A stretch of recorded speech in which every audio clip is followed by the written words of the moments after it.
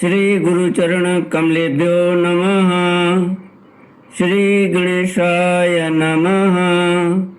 श्री सरस्वत्यै नमः। श्री विष्णवे नमः। श्री कृष्ण गोविंद हरि मुरारी, हे नाथ नारायण वासुदेव। श्री कृष्ण गोविंद हरे मुरारे, हे नाथ नारायण वासुदेव। हे नाथ नारायण वासुदेव। हे नाथ नारायण वासुदेव। श्री कृष्ण गोविंद हरे मुरारे, हे नाथ नारायण वासुदेव।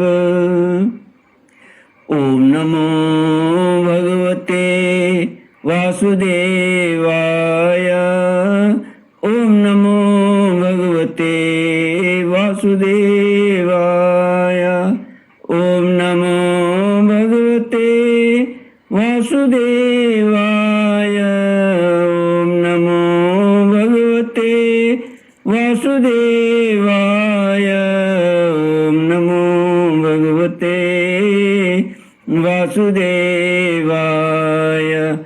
कृष्णाय वासुदेवाय हरये परमात्मने प्रणतक्लेशनाशाय गोविन्दाय नमो नमः। कृष्णाय वासुदेवाय देवके नंदनाय च नंदगोपकुमाराय गोविन्दाय नमो नमः। सच्चिदानन्दरूपाय विश्वोत्पत्त्यादिहेतुवे तापत्रयविनाशाय श्रीकृष्णाय वयं नमः।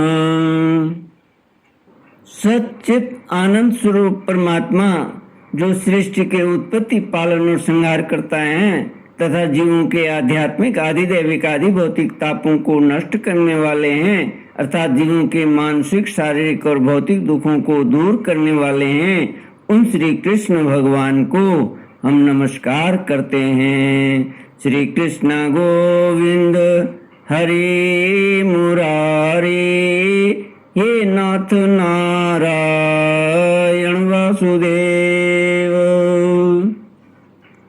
श्रीमद् भागवत एकादश स्कंद दशमोऽध्यायः। श्री भगवानुवाच मयोदिते स्वहित स्वधर्मेषु मदाश्रयः वर्णाश्रम कुलाचारम् अकात्मा वर्णाश्रम कुलाचारम् अकामात्मा समाचरेत् अन्वीक्षेत विशुद्धात्मा देहिनां विषयात्मनां गुणेषु तत्वध्यानेन सर्वारंभ विपर्ययम्। श्रीमद्भागवत 11वां स्कंद 10वां अध्याय लौकिक तथा पारलौकिक भोगों की असारता का निरूपण। भगवान श्री कृष्ण कहते हैं, प्यारे उद्धव, साधक को चाहिए कि सब तरह से मेरी शरण में रहकर गीता, 5 रात्र आदि में मेरे द्वारा उपदिष्ट अपने धर्मों का सावधानी से पालन करे। साथ ही जहाँ तक उनसे विरोध न हो वहाँ तक निष्काम भाव से अपने वर्ण, आश्रम और कुल के अनुसार सदाचार का भी अनुष्ठान करे। निष्काम होने का उपाय यह है कि स्वधर्मों का पालन करने से शुद्ध हुए अपने चित्त में यह विचार करे कि जगत के विषयी प्राणी शब्द स्पर्श रूप आदि विषयों को सत्य समझकर उनकी प्राप्ति के लिए जो प्रयत्न करते हैं उसमें उनका उद्देश्य तो यह होता है कि सुख मिले, परंतु मिलता है दुख। इसके संबंध में ऐसा विचार करना चाहिए कि स्वप्न अवस्था में और मनोरथ करते समय जागृत अवस्था में भी मनुष्य मन ही मन अनेकों प्रकार के विषयों का अनुभव करता है, परंतु उसकी वह सारी कल्पना वस्तु शून्य होने के कारण व्यर्थ है। वैसे ही इंद्रियों के द्वारा होने वाली भेद बुद्धि भी व्यर्थ ही है, क्योंकि यह भी इंद्रिय जन्य और नाना वस्तु विषयक होने के कारण पूर्ववत असत्य ही है। जो पुरुष मेरी शरण में है उसे अंतर्मुख करने वाले निष्काम अथवा नित्य कर्म ही करने चाहिए। उन कर्मों का बिल्कुल परित्याग कर देना चाहिए जो बहिर्मुख बनाने वाले अथवा सकाम हों। जब आत्मज्ञान की उत्कट इच्छा जाग उठे तब तो कर्म संबंधी विधि विधानों का भी आदर नहीं करना चाहिए। अहिंसा आदि यमों का तो आदर पूर्वक सेवन करना चाहिए, परंतु शौच, पवित्रता आदि नियमों का पालन शक्ति के अनुसार और आत्मज्ञान के विरोधी न होने पर भी करना चाहिए। जिज्ञासु पुरुष के लिए यम और नियमों के पालन से भी बढ़कर आवश्यक बात यह है कि वह अपने गुरु की, जो मेरे स्वरूप को जानने वाले और शांत हो, मेरा ही स्वरूप समझकर सेवा करें। शिष्य को अभिमान न करना चाहिए, वह कभी किसी से डाह न करे, किसी का बुरा न सोचे, वह प्रत्येक कार्य में कुशल हो, उसे आलस्य छू न जाए, उसी कहीं भी ममता न हो, गुरु के चरणों में दृढ़ अनुराग हो, कोई काम हड़बड़ा कर न करे, उसे सावधानी से पूरा करे, सदा परमार्थ के संबंध में ज्ञान प्राप्त करने की इच्छा बनाए रखे, किसी के गुणों में दोष न निकाले और व्यर्थ की बात न करे। जिज्ञासु का परम धर्म है आत्मा, इसलिए वह स्त्री, पुत्र, घर, खेत, स्वजन और धन आदि संपूर्ण पदार्थों में एक सम आत्मा को देखे और किसी में कुछ विशेषता का आरोप करके उससे ममता न करे, उदासीन रहे। उद्धव, जैसे जलने वाली लकड़ी से उसे जलाने और प्रकाशित करने वाली आग सर्वथा अलग है, ठीक वैसे ही विचार करने पर जान पड़ता है कि पंचभूतों का बना स्थूल शरीर और मन बुद्धि आदि 17 तत्वों का बना सूक्ष्म शरीर दोनों ही दृश्य और जड़ हैं, तथा उनको जानने और प्रकाशित करने वाला आत्मा साक्षी एवं स्वयं प्रकाश है। शरीर अनित्य, अनेक एवं जड़ हैं। आत्मा नित्य एक एवं चेतन है। इस प्रकार देह की अपेक्षा आत्मा में महान विलक्षणता है, अतएव देह से आत्मा भिन्न है। जब आग लकड़ी में प्रज्वलित होती है तब लकड़ी के उत्पत्ति, विनाश, बड़ाई, छोटाई और अनेकता आदि सभी गुण वह स्वयं ग्रहण कर लेती है, परंतु सच पूछो तो लकड़ी के उन गुणों से आग का कोई संबंध नहीं है। वैसे ही जब आत्मा अपने को शरीर मान लेता है तब वह देह की जड़ता, अनित्यता, स्थूलता, अनेकता आदि गुणों से सर्वथा रहित होने पर भी उनसे युक्त जान पड़ता है। श्री कृष्ण गोविंद हरे मुरारे, हे नाथ नारायण वासुदेव। ईश्वर के द्वारा नियंत्रित माया के गुणों ने ही सूक्ष्म और स्थूल शरीर का निर्माण किया है।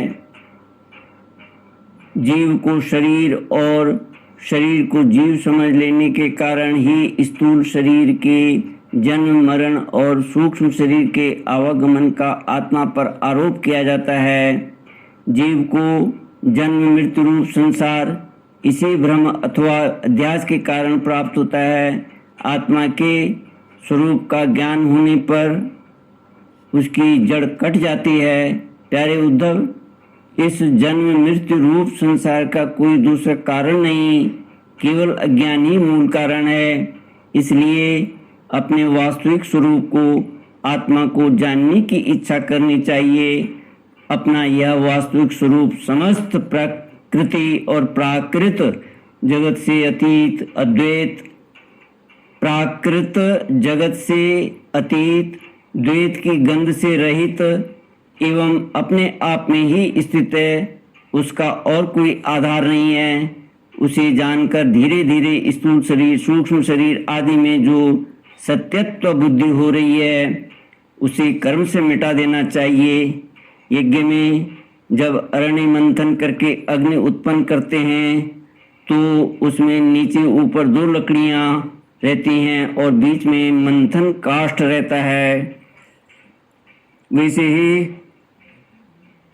विद्या रूप अग्नि की उत्पत्ति के लिए आचार्य और शिष्य को नीचे ऊपर की अरणियां हैं। विद्या रूप अग्नि की उत्पत्ति के लिए आचार्य और शिष्य 2 नीचे ऊपर की अरणियां हैं तथा उपदेश मंथन काष्ठ है। इनसे जो ज्ञानाग्नि प्रज्वलित होती है वह विलक्षण सुख देने वाली है। इस यज्ञ में बुद्धिमान शिष्य सद्गुरु के द्वारा जो अत्यंत विशुद्ध ज्ञान प्राप्त करता है वह गुणों से बनी हुई विषयों की माया को भस्म कर देता है। तत्पश्चात वे गुण भी भस्म हो जाते हैं जिनसे कि यह संसार बना हुआ है। इस प्रकार सबके भस्म हो जाने पर जब आत्मा के अतिरिक्त और कोई वस्तु शेष नहीं रह जाती तब वह ज्ञानाग्नि भी ठीक वैसे ही अपने वास्तविक स्वरूप में शांत हो जाती है जैसे समिधा न रहने पर आग बुझाई जाती है। इस पर टिप्पणी करते हुए भाष्यकार लिखते हैं, यहाँ तक यह बात स्पष्ट हो गई है कि स्वयं प्रकाश ज्ञान स्वरूप नित्य एक ही आत्मा है। कर्तृत्व, भोक्तृत्व आदि धर्म देह के कारण है। आत्मा के अतिरिक्त जो कुछ है सब अनित्य एवं मायामय है। इसलिए आत्मज्ञान होते ही समस्त विपत्तियों से मुक्ति मिल जाती है। प्यारे उद्धव, यदि तुम कदाचित कर्मों के कर्ता और सुख दुखों के भोक्ता जीवों को अनेक तथा जगत, काल, वेद और आत्माओं को नित्य मानते हो, साथ ही समस्त पदार्थों की स्थिति प्रवाह से नित्य और यथार्थ स्वीकार करते हो तथा यह समझते हो कि घट पट आदि बाह्य आकृतियों के भेद से उनके अनुसार ज्ञान ही उत्पन्न होता है और बदलता रहता है, तो ऐसे मत के मानने से बड़ा अनर्थ हो जाएगा, क्योंकि इस प्रकार जगत के कर्ता आत्मा की नित्य सत्ता और जन्म मृत्यु के चक्कर से मुक्ति भी सिद्ध न हो सकेगी। यदि कदाचित ऐसा स्वीकार भी कर लिया जाए तो देह और संवत्सर आदि कालावयवों के संबंध से होने वाली जीवों की जन्म मरण आदि अवस्थाएं भी नित्य होने के कारण दूर न हो सकेंगी, क्योंकि तुम देह आदि पदार्थ और काल की नित्यता स्वीकार करते हो। इसके सिवा यहाँ भी कर्मों का कर्ता तथा सुख दुख का भोक्ता जीव परतंत्र ही दिखाई देता है। यदि वह स्वतंत्र हो तो दुख का फल क्यों भोगना पड़ेगा, दुख का फल क्यों भोगना चाहेगा। इस प्रकार सुख भोग की समस्या सुलझ जाने पर भी दुख भोग की समस्या तो उलझी ही रहेगी। अतः इस मत के अनुसार जीव को कभी मुक्ति या स्वतंत्रता प्राप्त न होगी। जब जीव स्वरूपतः परतंत्र है, विवश है, तब तो स्वार्थ या परमार्थ कोई भी उसका सेवन न करेगा, अर्थात वह स्वार्थ और परमार्थ दोनों से ही वंचित रह जाएगा। श्री कृष्ण गोविंद हरे मुरारी, हे नाथ नारायण वासुदेव। ओम पूर्णमद पूर्णमिदं पूर्णात् पूर्णमुदच्यते पूर्णस्य पूर्णमादाय पूर्णमेवावशिष्यते। ओम शांति शांति शांति। हरि ओम श्री गुरुभ्यो नमः। हरि ओम।